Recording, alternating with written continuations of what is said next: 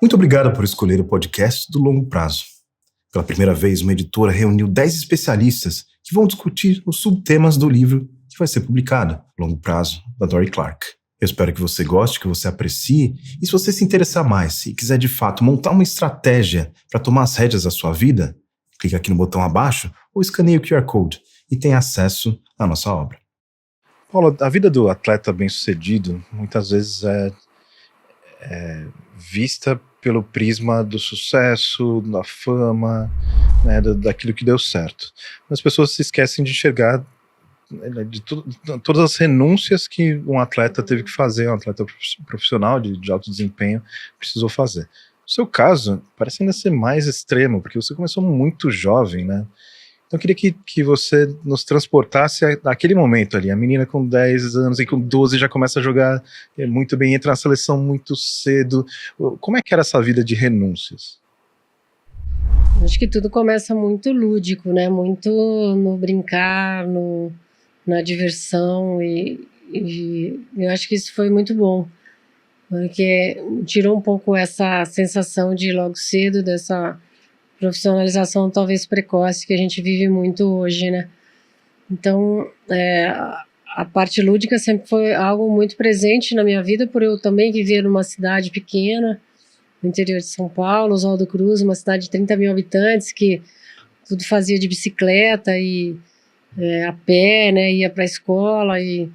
Então, eu acho que isso tudo começou de um jeito muito da brincadeira, da diversão e de ser uma garota que curtia as aulas de educação física, e no contraturno da escola eu ia para o clube, que era o lazer nosso, né? Era o grande, onde a gente encontrava os amigos, onde a gente vivenciava algumas coisas. E ali eu comecei a vivenciar algumas situações, algumas habilidades de esporte, né?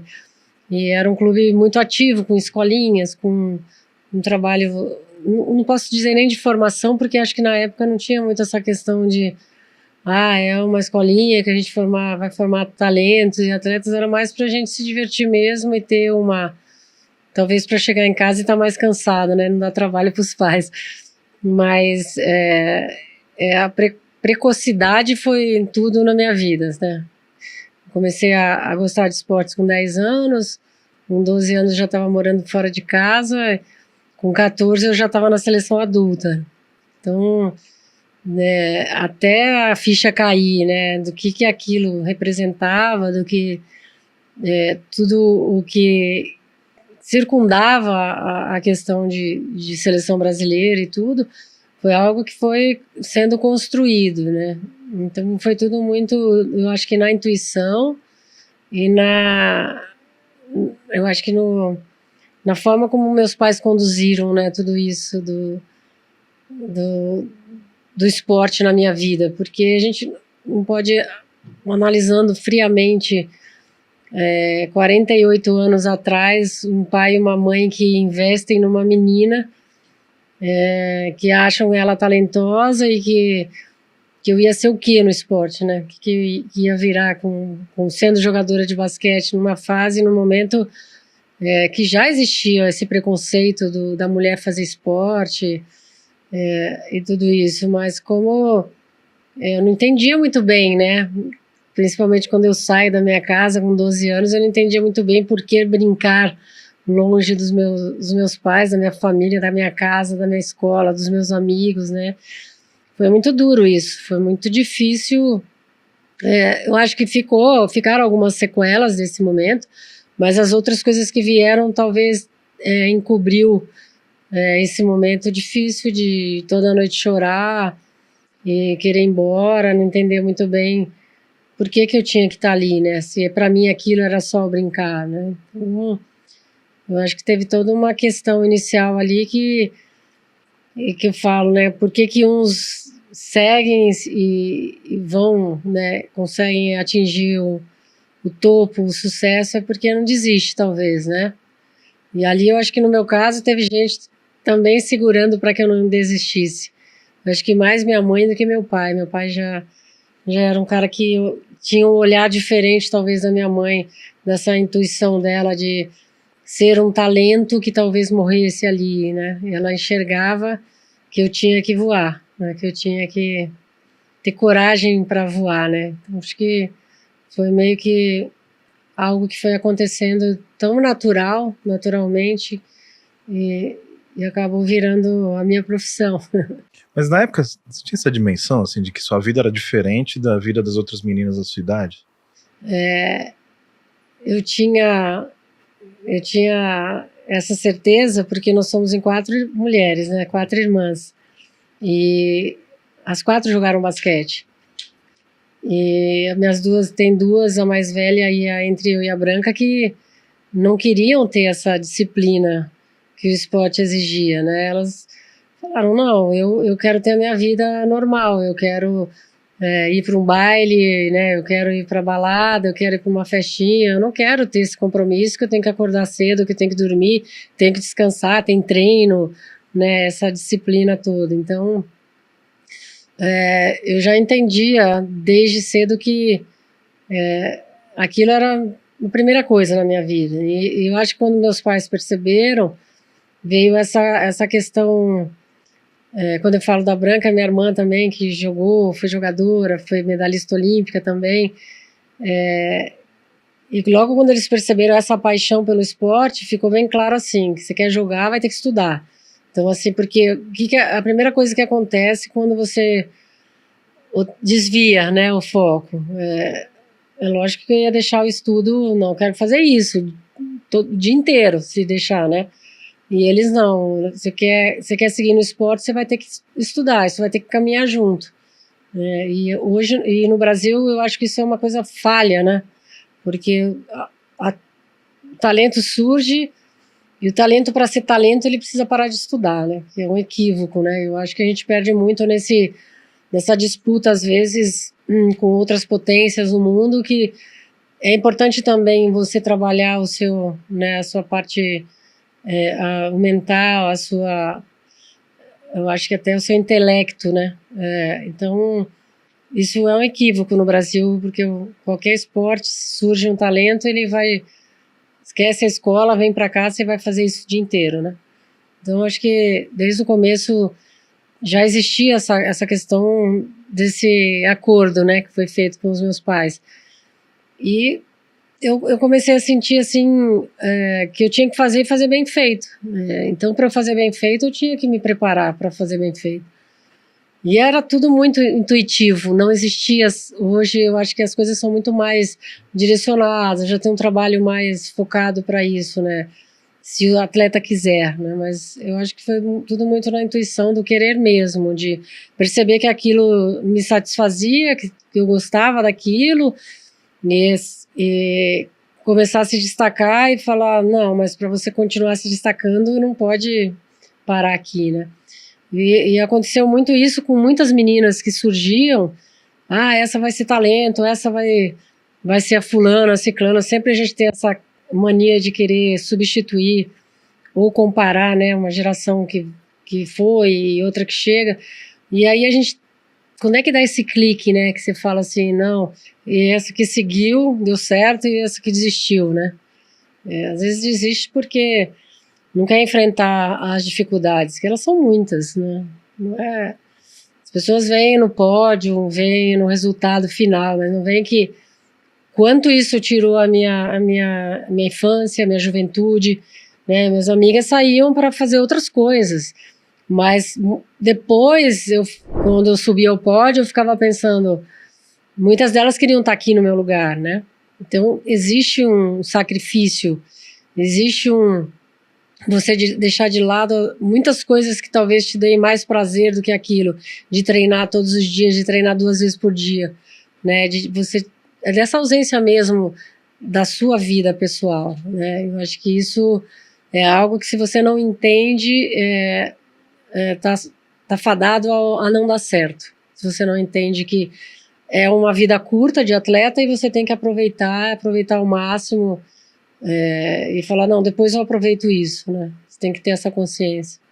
O livro aqui da Dorie Clark tem esse princípio bem evidente, assim, de que as coisas que valem a pena, elas demandam tempo, né, disciplina, esforço, essa consistência e paciência também, né? nessa época de treinos incessantes, enquanto você vivia um pouco desse conflito, assim, de, puxa, eu poderia estar ali na boate com as minhas amigas, ou poderia estar no cinema, eu poderia estar fazendo outras coisas, e quando você fala, eu sinto que eu tinha que fazer de um jeito bem feito, era muito para você, ou também era para agradar mais pessoas? Eu acho que ele começa num início que é para você, e depois tem toda uma influência de torcida, de pessoas que seguem, do dizer assim, de retribuir, né, aquilo que estão te oferecendo, de dizer assim, eu estou me dedicando também para vocês, né, para fazer melhor e para a gente se divertir e ganhar, porque a história, ninguém gosta de perder. Perder, você tem que conviver com derrota, mas não pode gostar da derrota, né? Você tem que tirar lições da derrota. E você demora um pouco para aprender isso, né? Então, acho que era uma coisa no início mais para mim mesmo, de diversão e de gostar e de fazer, mas depois começa essa pressão também, né? Do resultado, né? E falo muito isso quando eu vou falar com empresas que no esporte isso é muito exacerbado, né? Você está ali na televisão e se você joga bem ou mal, se você traz resultado ou não, tá na cara. Não é uma coisa da empresa que é uma coisa mais restrita, se você não entrega o resultado. Então aquilo também é algo que te expõe demais, né? E talvez por isso que muitas vezes a gente não consegue parar na hora que tem que parar, de se aposentar, na verdade, né? Porque você sempre acha que dá mais, né? Então isso era uma preocupação muito grande minha também, de que ia ter um momento que eu teria que fazer essa escolha, e uma escolha que não esperar que alguém escolhesse por mim, né? Então eu acho que é essa questão, né, da disciplina. Nunca tive assim as meninas estão lá, eu tô aqui, porque para mim o grande barato era mesmo no outro dia estar o dia inteiro na quadra, se deixasse, né? Quando eu vim para Jundiaí, eu já estava com 14 anos e eu jogava e estudava na escola, no Colégio Divino Salvador. E por uma imposição dos meus pais, eles pediram para que me registrassem para eu trabalhar um período na escola, na secretaria, em algum lugar. Eu fui registrada com 14 anos e eu tinha que me dedicar 2 horas por dia na secretaria do colégio. Então eu estudava, almoçava e voltava para o colégio. Aí quando acabava o meu horário ali na secretaria, eu ia para a quadra. Eu chegava 4 horas da tarde, e se não me falasse vai embora, então eu treinava com mirim, infantil, juvenil, adulto. Saía 8, 10 horas da noite da quadra, e aquilo era a minha grande questão, né? O barato era estar ali treinando e sabendo que ia jogar, e tinha a semana que eu jogava 5 vezes na semana, porque eu jogava todas as categorias. Então, eu acho que eu nunca quis estar onde minhas amigas estavam. Eu acho que elas talvez quisessem estar onde eu estava já, com 14 anos, já na seleção e tudo, sem entender muito bem também o que era isso, né? Essa parte que você falou da exposição pública, né? É isso, se eu não entrego no relatório no final do mês, só quem sabe é o meu chefe. Uhum. Né? Mas no esporte é muito fácil de mensurar, né? Para começar, é isso. Você jogou bem, você fez pontos. Você não jogou bem, todo mundo vê. E agora, o que eu queria que você comentasse era a parte justamente das críticas. Uhum. Porque me parece que hoje em dia as críticas são muito pulverizadas, porque todo mundo tem voz, redes sociais, Twitter, né, todo mundo critica. Talvez os atletas nem ouçam tanto, porque parece que é muita coisa. Mas naquela época era muito mais concentrado, né? Eram veículos de comunicação, ou as pessoas da cidade, assim. Como você lidava com esse tipo de crítica ou conflito? Ninguém gosta de crítica, né? É algo que você aprende a conviver, e é isso, você entender como aquilo entra em você, né? Você jogar com uma torcida contra. Isso aconteceu muito na minha vida, porque eu só era aplaudida dentro da cidade onde eu jogava, né? E a disputa era muito, muito forte. Principalmente nessa relação de equipes que a Hortência jogava e eu jogava. Então, chegou ao ponto de se proibir que uma torcida fosse na cidade do outro, né? por questões que acontecia, que transcendeu, essa rivalidade transcendeu a quadra, né? Ela foi para cidades, foi para casa das pessoas, né? Tinha gente que torcia para ela, tinha gente que torcia para mim. Então, a crítica é algo que você tem que absorver, mas no começo é muito difícil, como todo aprendizado, né? De como você pega isso, entender que o que está falando cabe para você e como eu posso melhorar isso, entender que te afundar e falar, poxa, é isso mesmo. Agora, por conta de uma derrota, eu não presto mais, eu não, o esporte tem disso, né? Não é todo dia que você tá. E ainda bem que eu fiz um esporte coletivo, que se você não tá bem, tem outro que vai fazer. Diferente dos esportes individuais, que isso é você com você, você não tá bem, acabou, né? Você não tem com quem dividir esse papel. Mas hoje é uma loucura, eu não sei o que seria, porque todo mundo tem opinião e todo mundo acha que é técnico, é treinador, porque é muito mais fácil, assim, é uma coisa que eu tenho certa dificuldade, por exemplo, de comentar jogos, porque eu fico pensando assim, eu não estou ali naquele momento mais, né? E eu posso falar aqui o que eu estou vendo, mas você estando ali não é tão simples da forma como a gente desenha, né, aquilo. Então eu tenho uma certa dificuldade da crítica também, porque é fácil estar aqui e falar, não, devia ter feito aquilo depois que aquilo aconteceu, mas quem está ali sabe como comandar isso, né? Então, eu acho que no nosso tempo, eu sempre digo que nós fomos muito, muito respeitadas, muito. A nossa relação com as pessoas da imprensa se tornava de amizade, é muito louco isso. Hoje eu falo com pessoas que eram repórteres na minha época, jornalistas, que são meus amigos, né? Nós tínhamos, por exemplo, o Luciano do Vale, que ele era nosso mentor, consultor, ele era um cara que estava ali, fez muito por tudo que aconteceu pra gente e ao mesmo tempo acabava o jogo, ia ali na gradinha, ele falava, tá, e é isso, porque não, calma, não é assim, faz isso. Então, hoje essa relação não existe mais, essa relação hoje é de uma ligação ou de pegar no Instagram de alguém e ver o que aconteceu, não tem essa relação mais que existia com a gente. Então, eu falo que nós somos mulheres que a gente quebrou muitos paradigmas, né? A gente encheu o ginásio, nós fazíamos contratos melhores que os homens na época, a gente estava na TV aberta, né? A gente tinha uma relação com os jornalistas que nos respeitavam. Eu joguei uma temporada na Espanha, a única mulher reconhecida na Espanha era a Arantxa Sánchez, uma jogadora de tênis. E aqui no Brasil a gente tinha esse reconhecimento, e por isso que eu falo que basta ter qualidade, mostrar qualidade. Claro que esse caminho ele é longo para as mulheres, é mais difícil do que para os homens, porque principalmente o esporte, ele foi feito pelo e para os homens, né? Quebrar paradigmas, estigmas, mas a gente fez isso de um jeito tão também natural, né? Sem perceber muito como a gente inspirou pessoas, a responsabilidade que a gente tinha, né?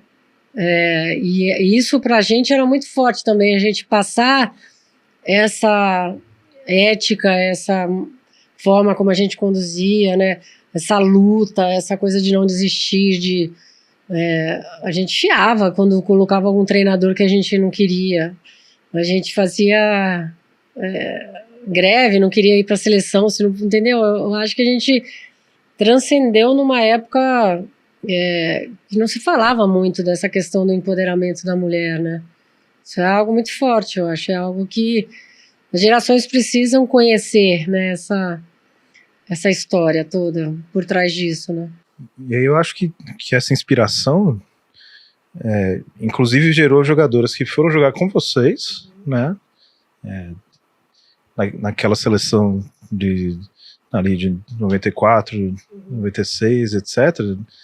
Vocês eram as veteranas, né? Você, Hortência, e aí tinham as novas que foram inspiradas já por vocês. E esse ponto da inspiração eu acho muito, muito importante, inclusive por uma questão até por duas, essa parte meio inspiracional de é possível, né? Eu posso ser capaz também, talvez, né? Mas até por uma questão de visão mesmo. Estava lendo um livro uns tempos atrás, um título de idiota qualquer, assim, O Segredo do Sucesso, coisa assim. Mas ele falava da importância para os atletas de você ver alguém jogando muito bem e observar cada movimento, né? Então, hoje eu vejo, por exemplo, o Steph Curry. O Steph Curry não é o Shaquille O'Neal, né? O Shaquille O'Neal, você sabe que se você não nasceu o Shaquille O'Neal, você não tem chance de ser o Shaquille O'Neal. Mas o Steph Curry, um menino olha e fala, ele não é completamente não é desproporcional, tão alto, né? Ele não tem físico. E né, tão imponente, pode ser que eu chegue lá. E eu acho que você fez muito isso, né, na seleção brasileira ali, né? Havia jogadoras muito mais altas, por exemplo, e até pela sua posição também no campo, né? De armação, de criatividade. Eu gosto muito de uma ideia do Paul Johnson, o historiador, né? Fala que você pode ser artista em qualquer profissão. O varredor de rua pode ser um artista. No esporte, acho que isso fica muito evidente. Tem pessoas, e você, para mim, sempre foi modelo disso, que usam a quadra como uma tela. E as jogadas são ali a sua pintura, né, de uma plasticidade muito importante. Como é que você enxerga isso, dessa inspiração que talvez venha faltando, e por isso a gente não gere tantos talentos hoje em dia? Eu acho que tem questões importantes nisso. Primeiro, porque a gente vive uma geração que mais assiste do que pratica esporte, né? Isso mudou bastante. Eu acho que a era digital ela foi fatal para isso, né? De a gente ter uma geração que pratica muito pouco atividade física, e isso é muito ruim, né? Tem uma frase, acho que é do Michael Jordan, que fala: só talento não basta, né?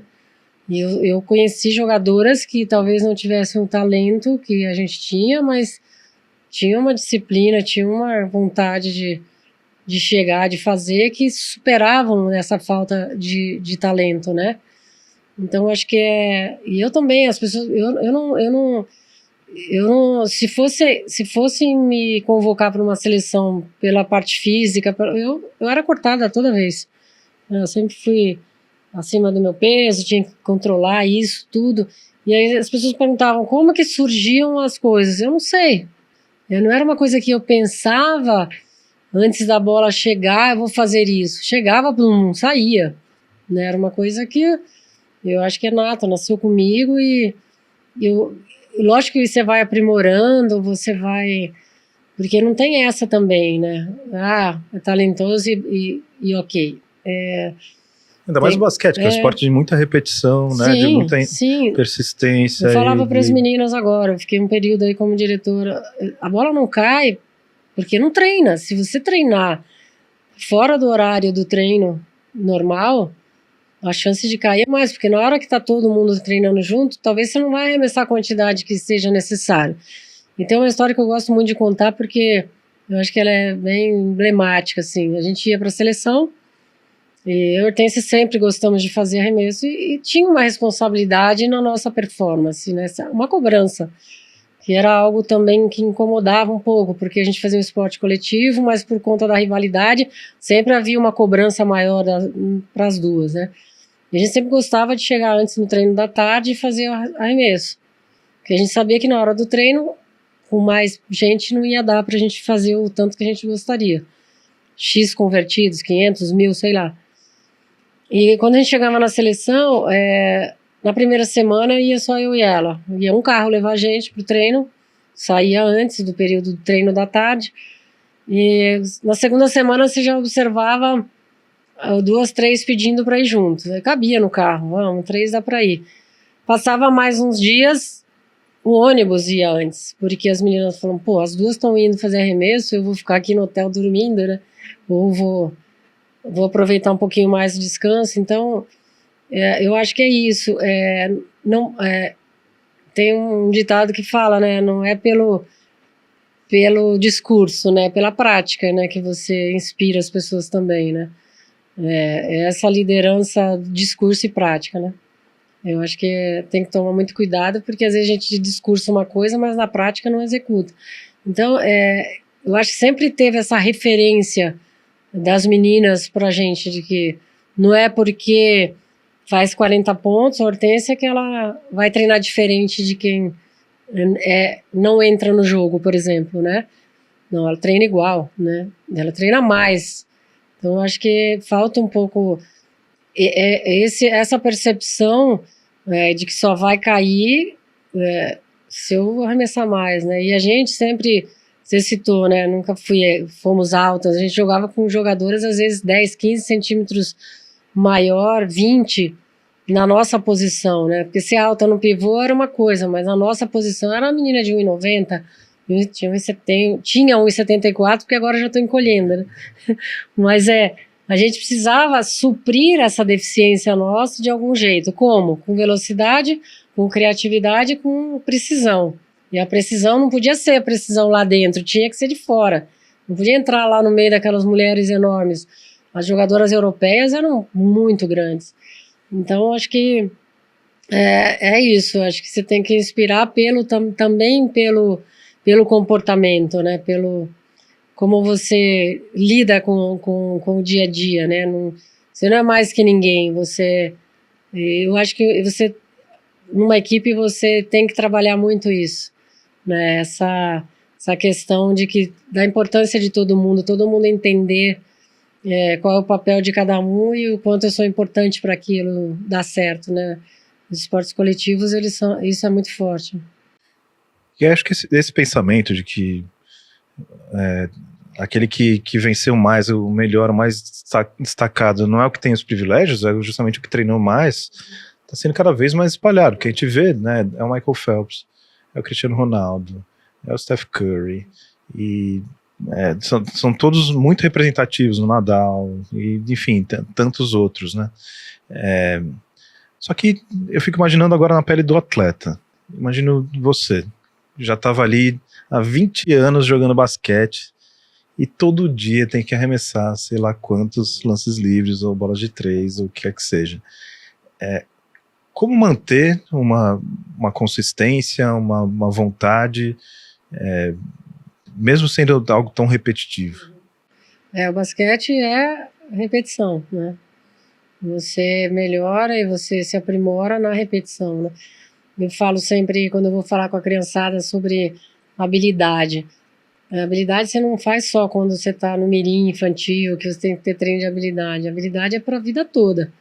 Você tem que treinar a habilidade também, né? Esse contato com a bola, essa percepção de fazer as coisas sem olhar é o dia a dia, todo dia fazendo aquilo.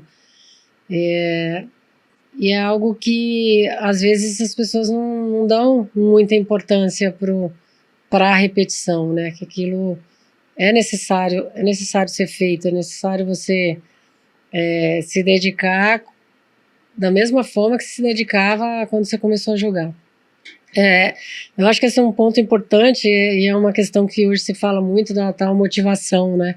Como as pessoas se motivam todos os dias de acordar e ir fazer alguma coisa, né? Que escolheu fazer na vida. Primeiro é paixão, porque quando você faz algo que você não curte, já fica difícil acordar para você ir para lá.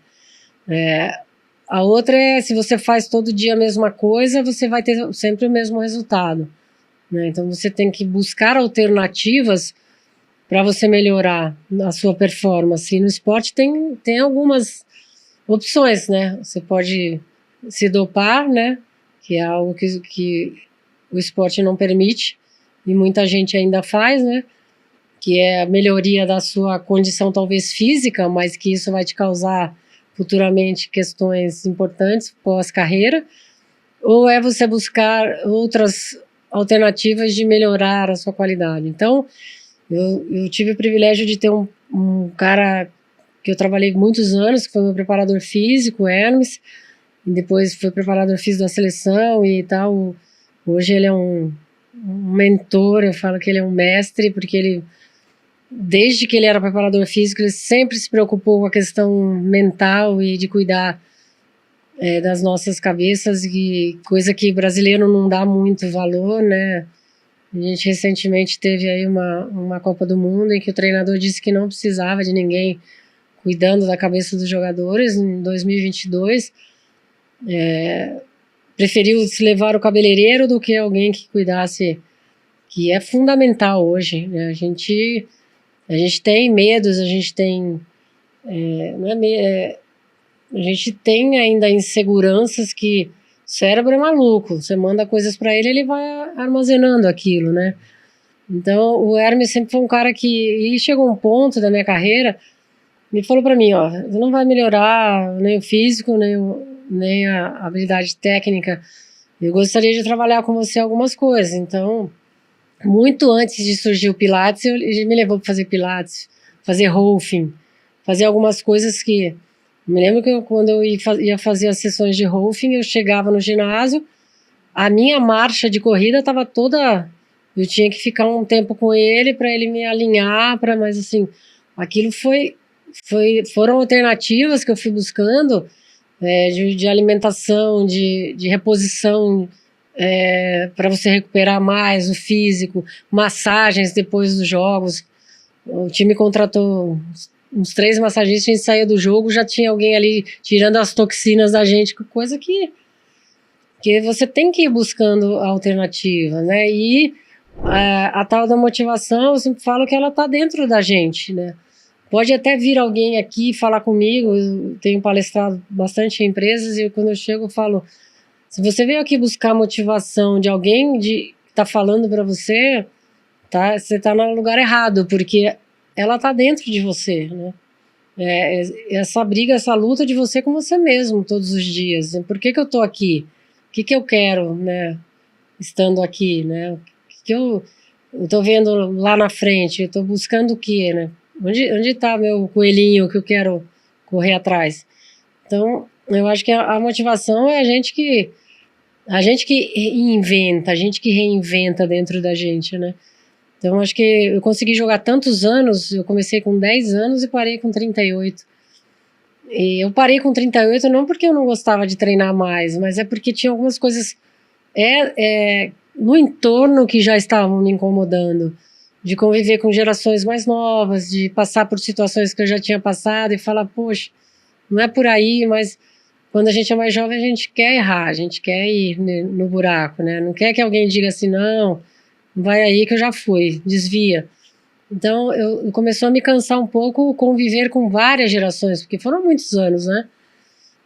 Então, quando eu percebi que isso começou a ser algo que estava me incomodando, eu falei, não, acho que está na hora de eu começar a me preparar pro dia seguinte, né? Porque quando eu parei, não existia ainda nada sobre esse destreinamento, de você sair do alto rendimento e falar, não, agora mesmo porque é uma preparação que você tem que se preparar não só mentalmente, mas vou viver dignamente nos próximos anos da minha vida, né? Eu consigo fazer isso, que isso é algo também que temos que melhorar muito no esporte no Brasil, né? Não ser tão imediatista de vou ganhar muito dinheiro, vou gastar muito dinheiro e depois... Isso acontece muito de uma maneira geral em todos os esportes. Então, assim, eu acho que você tem que estar muito preparado a hora que fala, não, acabou, e não tenho medo disso, que eu vou conseguir me sustentar. Porque sempre gera aquela coisa assim, agora eu vou fazer o quê? Será que eu sei fazer outra coisa, né? E a gente não nasce sabendo, a gente se quer fazer outra coisa, a gente vai ter que se preparar também para fazer outra coisa, né? A Dory, no livro, ela fala de um pensamento ondular, que é você aproveita essa onda positiva, mas sabendo que possivelmente ela vai acabar. No esporte, meio que o father time, que os americanos chamam, né? O tempo chega e ele é implacável, vai chegar para todo mundo. É fatal. Até pro Tom Brady, que tá ali aos 45 ainda. Mas vai chegar para todo mundo. E aí, o que fazer, né? Então, como foi mentalmente e também fisicamente? Porque eu imagino, pô, você tá treinando... Né? Chega um momento que você não quer ver uma academia em seguida, suponho. Eu não entro em academia hoje. Imagino que não entro. Eu gosto de fazer tudo fora, tudo ao ar livre. Eu não consigo mais olhar todos aqueles aparelhos, porque foi muito tempo. E para mim, de novo, foi na intuição esse momento da aposentadoria. E quando a gente fala em aposentar, em sair de cena, né, isso acontece com todo mundo. Eu acho que para quem está fora do esporte demora muito mais e você tem uma garantia ainda que você vai ficar com 38 anos, 35, você é velha já, né? Você já tá... E assim, a gente tem que se espelhar, por exemplo, em Federer, Nadal, Djokovic, que estão aí. Meu, por que que eles estão aí? Porque eles continuam ainda com a motivação de, né, de fazer o que eles fazem. Vai chegar uma hora que se não for a vontade de, pô, acho que tá na hora de eu parar, vai ser por contusão, vai ser por... Mas a vontade é tanta de estar que a gente às vezes se perde nisso, né? E quando eu comecei, tava jogando um campeonato paulista e depois de 15 dias ia começar um brasileiro. E aí tivemos um período de folga e quando chegou o momento para eu voltar a treinar, eu falei, ai, que chato, voltar a treinar e tal. Eu falei, não, então alguma coisa está acontecendo errado, porque eu nunca senti isso e eu preciso perceber o que meu corpo, minha cabeça está querendo me dizer, né? E ela queria me dizer que eu tinha que parar. Só que eu tinha mais 6 meses de contrato. Eu falei, o que eu faço, né? Eu falei, você pedir ajuda para alguém. Na época não tinha ainda, nessa área do esporte, de psicologia, do esporte, ainda estava começando e tudo. Aí um amigo meu falou, pô, tem uma mulher assim, assim, que ela trabalha uma terapia assim, muito ação e reação, é muito rápido e tal. Eu falei, vou lá, a Glaucia. Fui uma meia dúzia de sessões, cara. Voltei um dia, cheguei lá jogava no BCN em Osasco, e fui lá falar com os caras, era o marketing que cuidava do time e tudo. Eu falei, olha, eu quero cancelar meu contrato, não quero mais jogar. Eu falei, não, mas como assim? Eu falei, olha, eu não quero enganar vocês, as pessoas que me acompanham, eu não quero me enganar. Eu poderia até ficar mais 6 meses aqui levando na flauta, mas não é meu perfil, eu não vou conseguir fingir que eu não quero mais. E aí tinha uma multa do contrato e tal, eu consegui que eles aliviassem e eu parei de jogar. E assim, como foi algo que não foi, eu me lesionei e não volto mais, ou você já tá no fim de carreira, alguém para com você, começa a te escantear e você não percebe que já deu. Eu falo sempre que foi super muito bem digerido, sabe? Mas você tem que se preparar. Eu acho que não deixar para a hora que acontecer. Eu poderia ter me preparado antes, sabe? Assim, de já ir digerindo isso com mais tempo, não de uma forma tão brusca assim. Mas as pessoas me perguntavam, você não tem vontade de estar lá? Eu nunca tive de estar na quadra, de ver na televisão e falar, ai, que saudade. Nunca tive, porque eu acho que foi um momento que eu escolhi fazer, né? E eu queria voltar para algumas histórias de persistência, né? Eu queria saber sua visão e sua experiência também. A primeira delas é quando você enxerga que, caramba, será que eu estou fazendo tudo certo e ainda assim não está dando certo? Por exemplo, o fato de que vocês participaram de muitos mundiais e os resultados não vinham, né? Era 11º, 9º, e quão frustrante era isso? E o que as motivou a continuar a ponto de chegar ali e vocês ganharem? Uma boa pergunta, uma excelente pergunta aí. Pouca gente sabe, mas a gente demorou 15 anos para conquistar um primeiro título, que é longo também, né? Não precisava tudo isso. Tudo bem que houve uma renovação total, foi uma renovação equivocada, porque se chegou na empresa e falou, vai todo mundo embora experiente, veio essa criançada. Nós não tivemos ninguém que desse um suporte, né, naquele momento. Foi um equívoco também, porque a gente trazia as questões das disputas internas aqui, de competições internas para dentro da seleção. Então, houveram várias questões que retardaram esse nosso... Mas vou te dizer que nunca deu vontade de desistir, muitas vezes. Muitas vezes pintou a questão, será que a gente é isso mesmo, né? Que todo mundo fala, será que... Porque é isso, a gente tinha um super reconhecimento internamente no Brasil, mas chegavam nas competições internacionais, era um fracasso, né? E a gente ganha o Pan-Americano, mas assim, eu acho que foi a persistência e o acreditar que a gente poderia chegar, né? Não desistir mesmo, não entregar a rapadura, vamos dizer assim. A gente precisa treinar mais, a gente precisa mudar comportamento, a gente precisa mudar treinamento, a gente precisa... E aí houve talvez, sei lá, uma luz aí que se chegou a uma conclusão que onde é que a gente ficava o maior período do tempo? Nos clubes.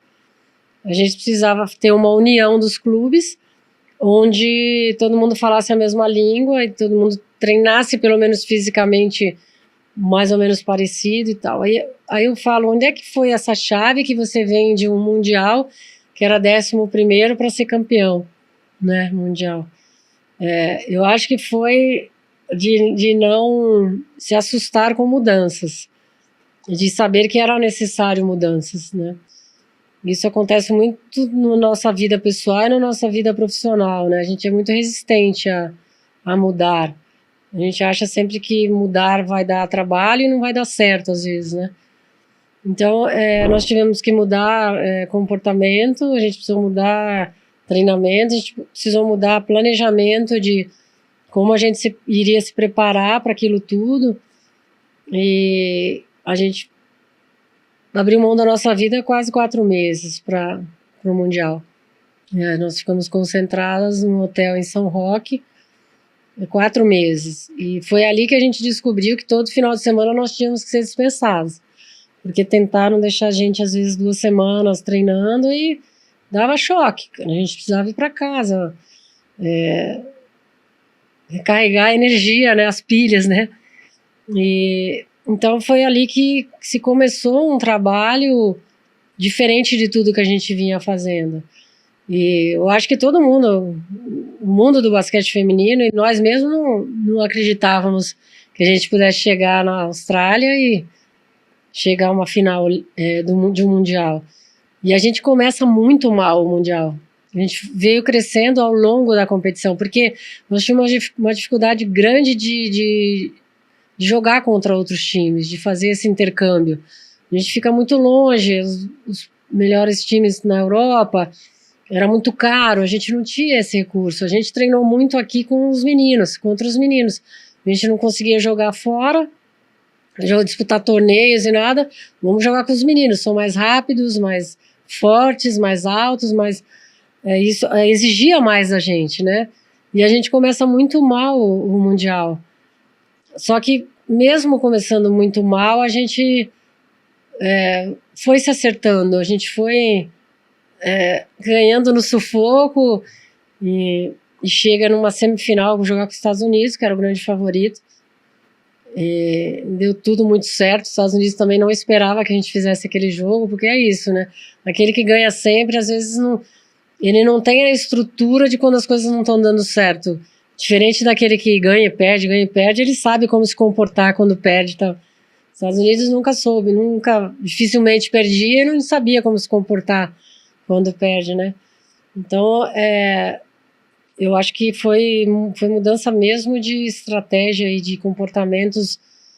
Quando eu falo comportamento, é comportamento mesmo de atitude pessoal, de mentalidade, de trabalhar o ser completo, né? Não bastava só ir lá treinar tático e técnico, a gente tinha que trabalhar a nossa força mental, da capacidade que temos e parar de mandar, talvez, mensagens para o nosso cérebro de que, será, né? De interrogações e de dúvidas, né? Não, a gente é capaz, a gente pode, talvez seja a nossa última chance, né? O que as pessoas talvez não se lembrem é como vocês estavam absolutamente desacreditadas, né?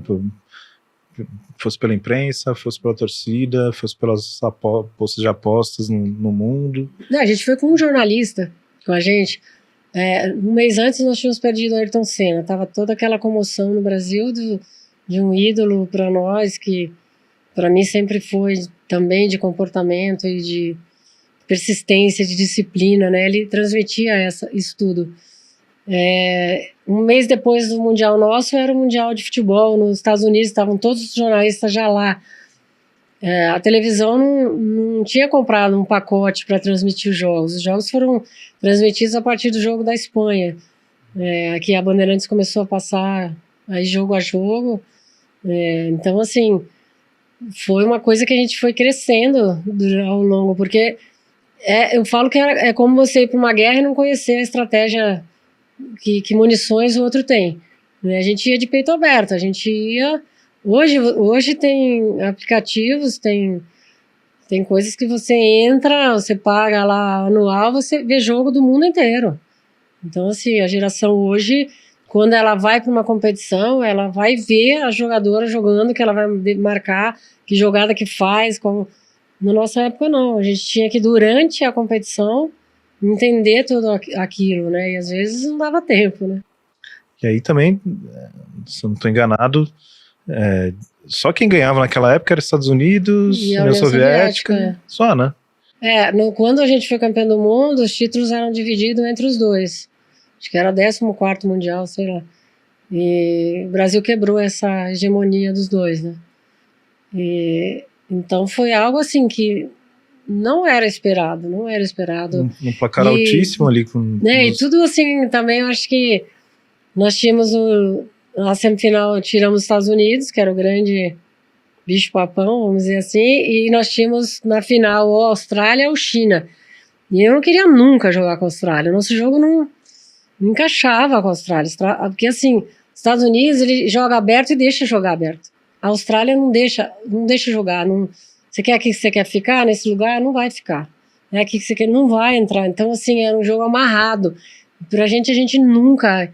E com a China, a gente sabia que a China também era um jogo aberto, era um jogo mais de correria e ele deixava jogar. Então, a China, dentro da Austrália, acaba ganhando da Austrália. A gente vai fazer a final com a China num ginásio no centro de Sydney, que ficava no bairro dos chineses.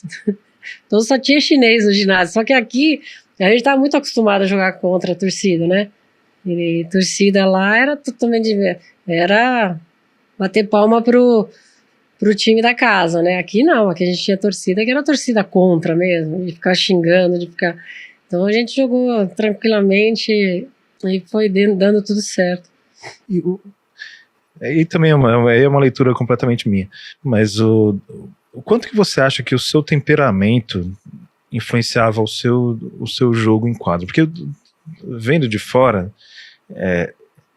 É muito óbvio que o seu jogo é o seu e o jogo da Hortência é o dela, porque você é mais introspectiva, né, mais racional, muito inteligente, e aí quando entra em quadra é aquele deslumbre, né, e a Hortência é aquele jogo mais duro, mais seco e tal, muito próximo da personalidade mesmo. Eficiente, né? Eficiente e rápido. Eficiente, completamente. E né, os estilos de vocês se complementavam muito bem, mas eu sei que essa trajetória demorou a ser construída, né? Vocês tiveram ali conflitos e dificuldades, até insuflados pelas coisas, né, que vinham de fora. Para a imprensa, aquela rivalidade era muito favorável, né?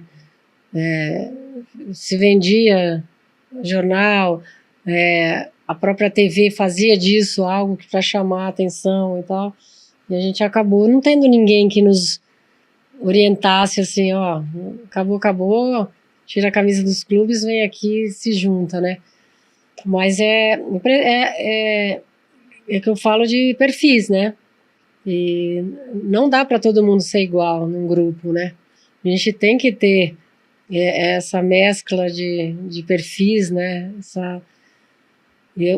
Por exemplo, Hortência, quando dia de jogo, assim, que vai ter jogo no outro dia, tem dificuldade de dormir, é mais tensa, é mais... tem uma reação diferente. Eu já não, já durmo tranquila e tal, mas não que eu falo sempre para os mais jovens, assim, a vida toda que você jogar, você vai chegar na hora que vai entrar, vai dar o frio na barriga, vai dar aquela ansiedade, vai dar aquela coisa, não deixar extrapolar, porque isso tudo faz parte, é importante, porque quando acontece isso, você se prepara para aquilo, né? Mas não deixa aquilo transcender do equilíbrio, né?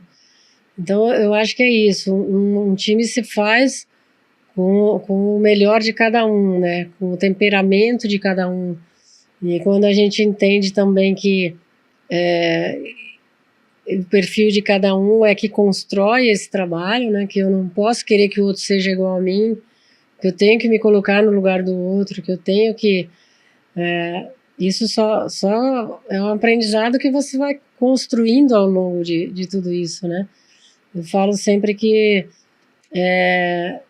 a gente tem perfis totalmente diferentes, de filosofia de vida diferente, jeito de se comportar, de se vestir, de falar diferente, mas ali a gente se completava. E a gente jogou tanto tempo junto que no meu olhar ela me conhecia. E eu sabia onde é que eu tinha que dar a bola para ela. Onde ela gostava de receber a bola, onde ela... E assim, eu não vi nenhuma jogadora desde então até hoje com a precisão que a Hortência tinha, né? É uma jogadora que fez 50 pontos no jogo, sendo marcada box one é 4 zona e uma individual e alguém vai pro vestiário e vai junto, né? Então, assim, era muito mais fácil jogar com ela do que contra ela, né? E a gente demora para entender isso, né? Que juntas somos mais fortes. Então eu falo que, apesar das diferenças, sempre juntas. E por que deu certo? Pelo respeito que a gente tinha uma pela outra. Então acho que esse respeito fez com que a gente, a tempo, descobrisse que a gente tinha que dar, cada uma dar o seu melhor, que essa liderança, são lideranças diferentes, também distintas, e as meninas viessem, né, junto nessa liderança, porque várias vezes a gente foi para competições internacionais e a Hortência era cestinha, a melhor jogadora, ou eu estava entre as 5, não sei o que, a gente voltava com 11º. Só que no Mundial e na Olimpíada foi diferente, porque a gente veio com uma geração, né, com outras jogadoras que dividiram um pouco esse peso que a gente tinha. De marca as duas e acabou o time. Não, agora tem a Janete, tem a Alessandra, tem a Cíntia, tem a Ellen. Então acho que ali se percebe o quanto é importante, né, o trabalho do grupo, né? E a gente vê hoje muito isso na NBA. Às vezes o time tem um jogador que é fenomenal, que ele é fora da curva, mas se o time não tiver também montadinho, né, que outros também ajudem ele, não vai chegar, né? É o Luca, né? O Luca não conta com muito apoio, o time não consegue ir tão longe. Não consegue o resultado, né? Mas é interessante você ter falado isso também, sobre a visão, etc., porque essa é a leitura que eu faço do seu jogo, que você pareceu sempre muito mais inteligente do que todo mundo em quadra, e as pessoas tinham que te acompanhar, porque você estava pensando sempre de jogadas à frente. E aí quando junta com a Hortência, era quando havia essa compatibilidade máxima, né? Porque parecia mesmo que vocês estavam... eu lembro que eu conversei com o Coutinho, que jogou com o Pelé, né, de futebol, a gente editou um livro dele muitos anos atrás, e ele falava justamente isso, a coisa do Pelé é que o Pelé estava sempre muito além de todos na inteligência e na visão de jogo, né? Isso, claro... A Hortência brincava assim, dá na cabeça, se não tiver esperto vai levar. Porque às vezes e era uma coisa que surgia na hora, não era uma coisa que eu recebia, agora eu vou ver, não, ela é puff. Então... Mas é isso, acho que quando existe o entendimento, né, do papel de cada um, fica tudo muito mais fácil, né, e a responsabilidade de cada um também. E dá para acreditar, então, esse sucesso ali de 94, há uma maturidade, há uma aposta nessa união, que é uma aposta na consistência também, né? Mas assim, teve uma mescla muito mais jovem do que, por exemplo, eu tenho acima de 30, e ali a Alessandra 21, a Cíntia 19, 18, 20, tinha muitas meninas jovens. E elas comentam que assim, que isso também se refletiu em algo que elas não deram muita importância para os outros, porque elas também não... assim... Poxa, eu vou jogar contra a Lisa Leslie, de repente. Quem é a Lisa Leslie? Não sei nem quem, entendeu? Eu acho que levava ia para a quadra com uma coisa mais leve, sem a pressão de que vou jogar contra quem, vou jogar contra fulana, por ser mais jovens, entendeu? Então acho que também elas foram muito efetivas por ser mais jovens e não ter tanto essa pressão de... que às vezes essa pressão atrapalha, né? De vou jogar com o campeão do mundo, medalhista olímpico, não sei o quê. Olha a roupa delas, olha o tênis dela, olha... Tinha uma inferioridade, se você fosse olhar esse contexto, do quanto é o apoio do basquete feminino nos Estados Unidos, o quanto, né? Então, eu acho que perdeu um pouco essa... de você olhar muito pro poder do outro, né? Tô aqui, você quer ganhar de mim, também vai ter que jogar bem, né? Vai ter que suar. E lá no começo dessa fala toda sobre 94, e você falou, acho que algo que eu acho muito relevante, que muitas vezes, até, especialmente no ambiente corporativo, as pessoas têm dificuldade de admitir que sequer cogitaram desistir ou abandonar, né, como se isso fosse uma fraqueza. Uma fraqueza. Né? E eu queria pensar em outro momento que todo atleta acaba passando, que é o momento de lesão. Quão duro era esse momento, né, foram esses momentos, e o que passava pela cabeça, né, e como perseverar, como manter alguma disciplina mesmo em um momento tão fragilizado? É o maior adversário nosso, acho que é a lesão. E eu falo que o momento mais difícil da minha carreira, da minha vida como atleta, foi uma lesão que eu tive jogando na Espanha. Porque ali eu vi que aos 28 anos minha carreira ia se encerrar.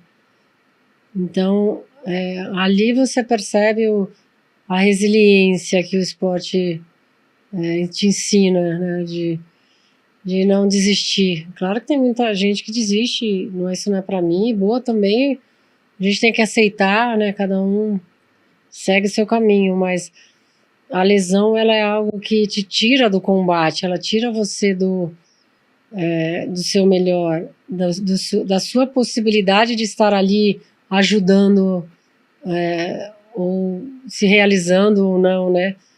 Então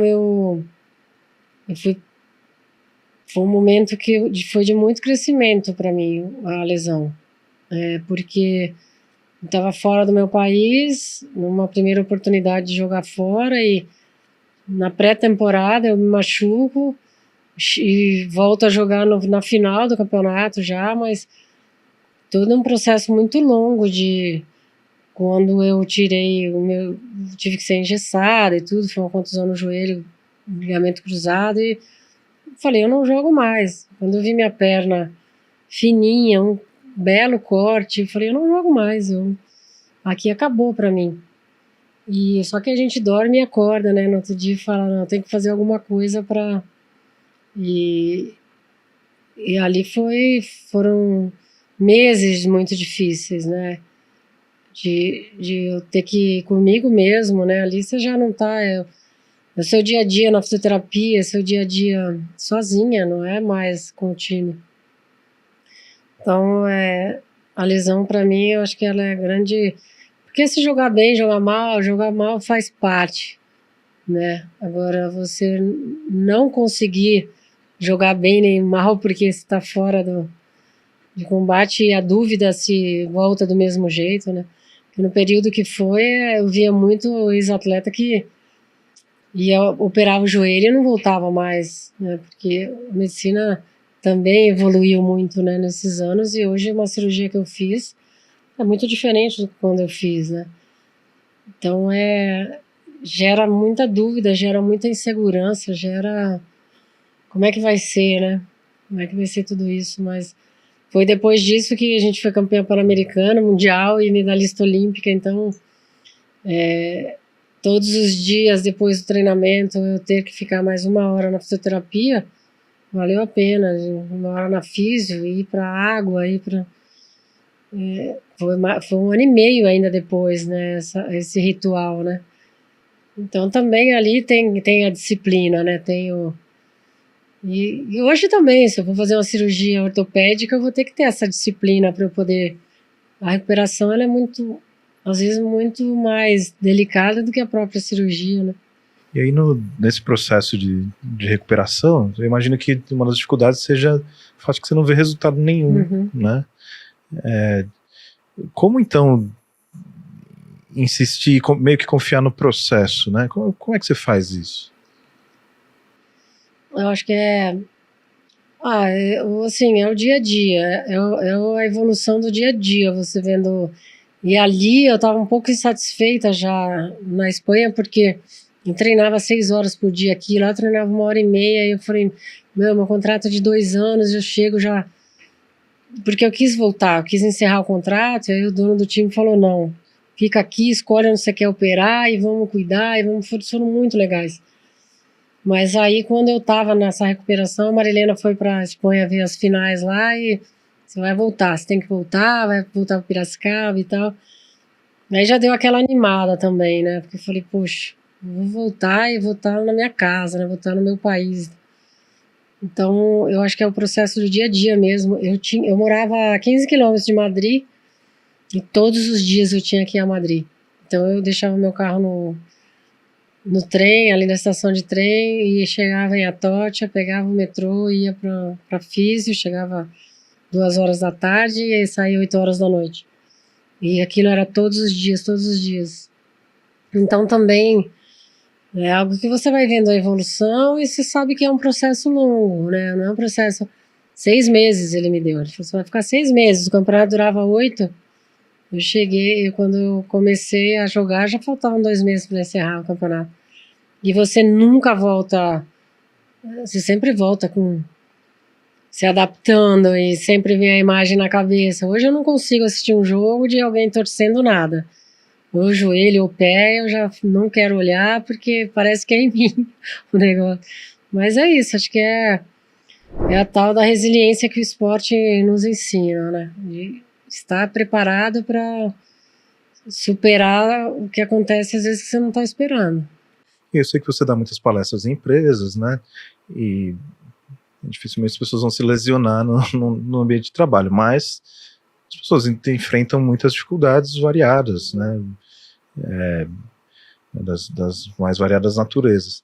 E que tipo de recomendação, mensagem ou dica você pode dar para essas pessoas que estão numa situação delicada e precisam se abastecer de alguma coisa ou fazer alguma coisa para atravessar? Eu acho que normalmente na empresa é algo do seu dia a dia, que está na sua cabeça, né?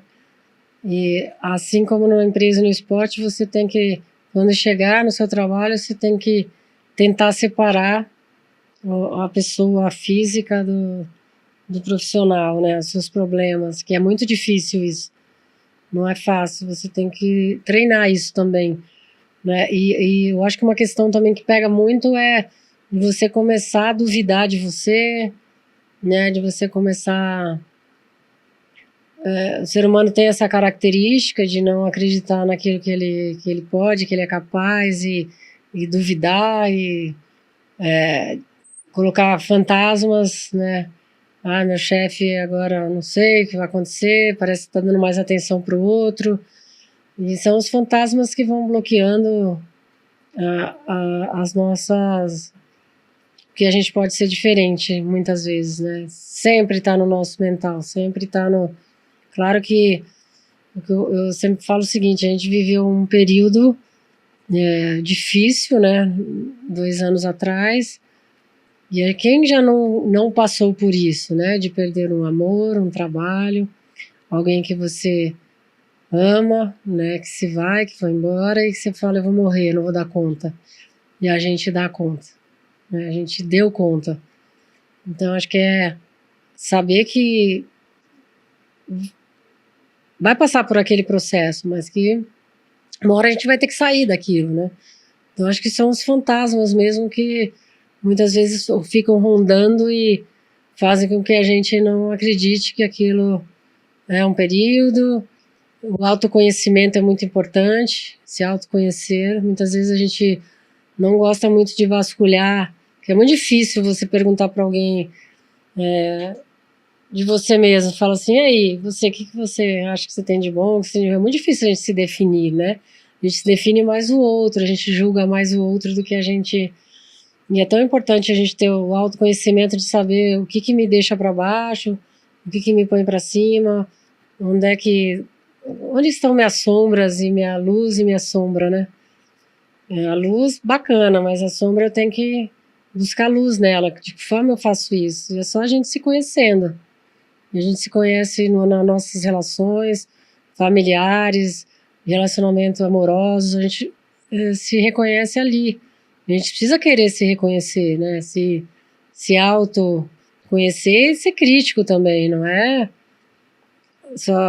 não sou só virtudes, né? Eu tenho minhas fragilidades. E uma coisa que eu falo sempre quando eu vou falar de liderança, né? Que o maior problema de quem lidera é não ter medo de mostrar suas fragilidades, né? E achar que é um super-herói que sabe de tudo e resolve tudo, né? Se você monta uma equipe, aquela equipe está ali para te dar suporte. Se você monta uma equipe é porque você não tem o conhecimento de tudo, né? E é tão difícil as lideranças entenderem que, olha, eu sou que nem vocês, eu tenho minhas fragilidades, né? A mão é de mão dupla, né? Eu não posso só do que eu acho de você, eu quero que você me diz como que eu estou me comportando. Eu acho que a experiência que a gente teve com uma comissão técnica muito mais jovem que a gente criticou naquele momento, a gente aprendeu muito isso com eles, a humildade de falar assim, olha, não sei tudo, estou aqui, quero que vocês me ajudem, né? E a gente vai ajudar vocês também, principalmente de dizer assim, pô, vocês são boas pra caramba, sabe? Então, eu acho que é o elogio, né? As pessoas aprenderem a elogiar o trabalho do outro, não só criticar, que a gente já sabe quando fez errado, quando fez algo que a gente já sabe, ok. Diz que eu errei, mas me ajuda a dizer como fazer para eu não errar de novo, né? Mas não esqueça de elogiar, né? E, bem, eu adorei o nosso papo, eu estou muito feliz. E aí, queria caminhar aqui para o final com mais duas perguntas. A primeira você sempre ressalta que o esporte traz valores muito significativos, né? Ainda que você não seja um esportista profissional, ele pode contribuir muito com a sua vida. Quais desses valores você acha que podem contribuir com a vida, né, do mundo corporativo, por exemplo, uma vida profissional de alguém? Bom, depois da experiência como atleta, eu quis migrar para o terceiro setor, assim, também muito inspirada em outros atletas que seguiram esse caminho, né? Eu acho que o principal dele foi o Ayrton Senna, com o Instituto Ayrton Senna, e quando eu comecei a pensar no Instituto, eu nunca pensava de fazer um trabalho social na área de esportes, de encontrar meninos e meninas talentosos, nunca. As perguntas que eu fazia eram assim, o que o basquete te trouxe sem ser ganhar títulos, ficar reconhecida, ter um bom salário, ter uma vida bacana, digna hoje e tal. Sempre me vinha a questão dos valores, porque eu acho que muitas meninas não conseguiram chegar e realizar como foi para mim. Mas eu tinha certeza que muita coisa que no dia a dia aprenderam era um plus para elas na vida pessoal. Então, desde o início, quando a gente começou o trabalho com o Instituto, Passe de Mágica, vinha a questão dos valores, né? E sempre a resposta era, desde pequenininho eu aprendi que existe hierarquia, que existe disciplina, regras, né? Conviver com o outro. Então, e você vai colocando isso, ele se encaixa em tudo na sua vida fora o esporte, né? Então, eu acho que esses valores, eu brinco que eles foram tatuados em mim, né?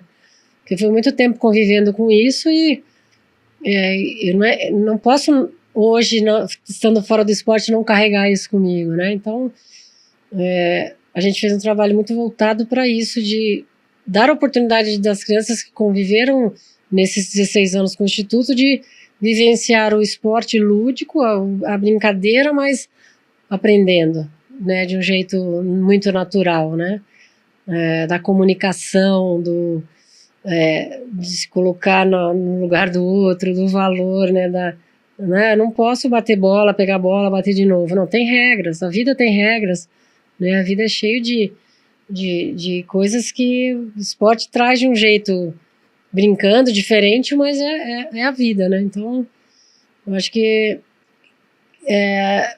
não vou falar que não posso matar, né, as conquistas que a minha geração teve, mas poxa, isso tudo que eu aprendi com o esporte vou carregar para minha vida toda, e quem conviver comigo vou tentar, né, também aprender com outras coisas, mas esses valores eles estão no dia a dia total.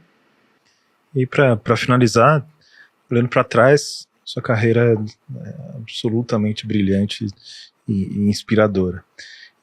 E agora olhando para frente, o que esperar da Paula daqui para frente? Eu saí das quadras, eu falei, pô, vou me aposentar, não quero mais saber, nossa, trabalhei desde pequena e tal, não consegui ficar 6 meses, né, voltei a estudar, migrei para a área da gestão nesse período todo e tive uma experiência recente agora na confederação e tal, mas que compartilham algumas filosofias, e quando eu não compartilho, eu não posso estar no lugar que eu não compartilho com as coisas. E a minha vida sempre foi pautada assim, faça bem feito o que você está fazendo hoje, que oportunidades vão surgir, né, para a sua vida. E eu gosto muito dessa área de gestão, mas eu estou num momento assim que eu fugi, estou morando numa vila no sul da Bahia, eu sempre acompanhei esse momento, vamos dizer assim, da terceira idade, né, da idade pós as pessoas trabalham, e a hora que querem curtir a vida já não tem a mesma vivacidade, a mesma mobilidade, Então eu estou num momento assim que eu só vou fazer coisas que eu gosto, só vou conviver com pessoas que me fazem bem. Se pintar um convite que me seduza, eu vou trabalhar, que é bom.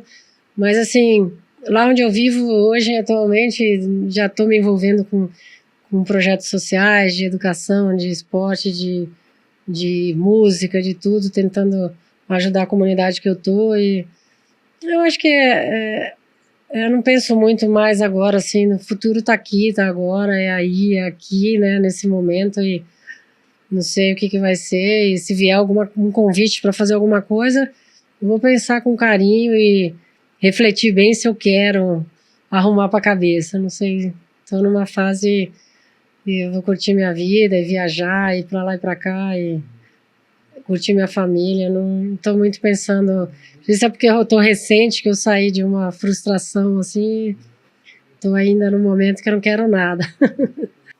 Paula, muito, muito obrigado, foi uma honra, não só pro Rodrigo de hoje, mas pro menino também, que te assistiu tantas vezes na TV. Obrigado por estar aqui com a gente. O prazer foi meu de dividir esse papo, e a gente sempre fala, os atletas não sempre falam a mesma coisa, mas a gente pergunta sempre as mesmas coisas, e hoje aqui foi muito diferente o caminho, né, como foi conduzido tudo, e eu falo sempre que é importante as pessoas conhecerem também o outro lado, né, não só o que você faz na sua atividade, no dia a dia, mas o outro lado da pessoa, e aqui acho que eu pude falar muitas coisas. Muito obrigada. Fico feliz, obrigado.